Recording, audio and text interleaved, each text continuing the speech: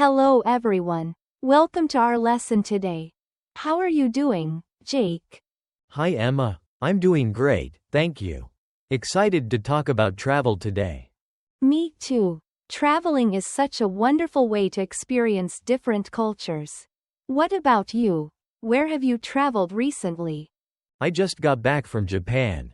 The customs there are fascinating. How about you? I've been to Spain. Their customs around dining are quite different. Did you encounter any etiquette issues in Japan? Yes. For example, I wasn't sure if it was okay to tip in restaurants. It's not common there, right? Exactly. Different places have different etiquette. It's important to learn these so we don't accidentally offend anyone. True. I definitely don't want to offend anyone when I travel. What's the best way to learn about these local customs? I think reading about the culture and speaking to locals is really helpful. It allows us to adapt to their way of life more easily.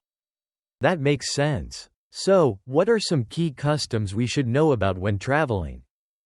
Good question. Let's dive deeper into that. We can discuss specific examples from various cultures. Ready?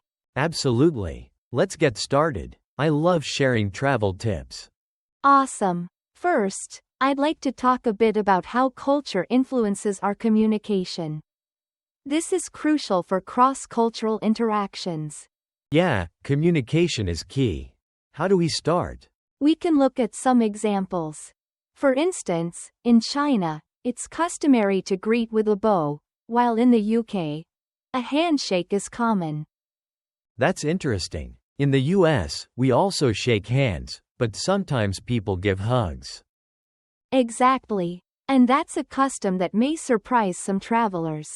Now, let's look at how we can adapt our behavior in different situations. Right. Adapting is essential. Can you give more examples? Sure. In Italy, it's polite to greet the shopkeeper when entering and leaving a store. Not doing this can offend them. I didn't know that. I'll definitely remember to greet shopkeepers next time in Italy. Great. Let's move to our first dialogue. Listen carefully to how we navigate these cultural differences. Jake, have you ever traveled somewhere where you felt lost because of customs? Definitely, Emma. When I first went to India, I didn't know about the seating etiquette during meals. Oh really? What happened? Well, I sat down before my hosts, and they looked surprised. That's interesting. In many cultures, the host usually sits last. It shows respect. Exactly. I quickly learned to wait for them to sit first. That's a smart move. Learning to adapt can make a big difference during travels. For sure. Do you have any funny stories about customs you've learned? Actually, yes. In some Middle Eastern countries, it's considered rude to use the left hand for eating. Oh, wow. I didn't know that. How did you adjust? I had to be very careful. I observed others and adapted to that practice quickly. That's a smart way to learn. What's another example of cultural differences? In some Asian cultures, it's polite to offer food with both hands. I see. I guess failing to do that could offend someone. Exactly. It shows you respect the food and the person giving it. Learning these customs seems like a lot of work but fun. Absolutely. The more you know, the richer your travel experience becomes. I can't wait to embrace new customs on my next trip. Great attitude. Now, let's discuss more vocabulary related to these topics. I'm curious to learn more. What vocabulary should we cover? Let's begin with the word customs. Customs refer to the usual practices in a particular culture. For example, in England, it's a custom to have tea at 4 p.m. I love that custom. What's next? Next is etiquette. This word means the accepted behavior in social situations. For instance, good etiquette is to say thank you after receiving a gift. That's important. What about the word offend? Offend means to cause someone to feel hurt or upset. For example, you can easily offend someone by discussing politics at dinner. That's a good point. What's the next term? The word local refers to something or someone from a particular area. For example, the local customs in Mexico include celebrating Dia de los Muertos. I see. This ties into adapting too, right?